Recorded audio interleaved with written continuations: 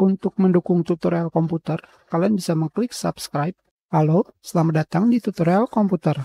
Pada bagian kotak pesan ini terdapat tulisan jika kau mengklik don't save, kopi terbaru dari file ini akan tersedia sementara. Itu artinya fitur recovery atau pemulihan file dokumen kalian diaktifkan.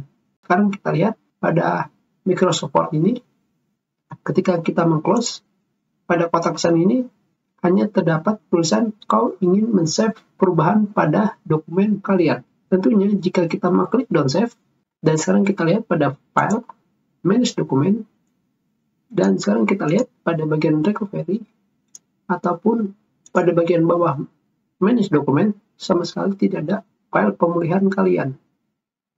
Untuk mengaktifkan file recovery, kalian pergi ke option di sini. Setelah itu kalian pilih save, dan setelah itu kalian checklist save auto recover information every. Di sini berarti dokumen kalian akan direcover atau dipulihkan tiap beberapa menit sekali. Tentunya di sini nilai paling kecilnya adalah 1 menit dan paling besarnya adalah 120 menit.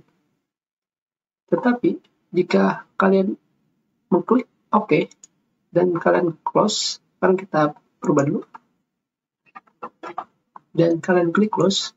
Di sini kotak pesan kalian belum menunjukkan jika kalian membuat file recovery jika aplikasi Microsoft Word kalian di close atau ditutup. Sekarang kita balik lagi ke option, dan sekarang pada bagian save kalian harus menceklis pada tulisan simpan versi terakhir pemulihan jika aku menutup tanpa menyimpan, dan setelah itu kalian klik OK, dan sekarang kalian close. Dan sekarang aplikasi Microsoft Word kalian sudah memiliki fitur auto recovery atau pemulihan di saat kalian menutup aplikasi. Kita sudahi. Terima kasih.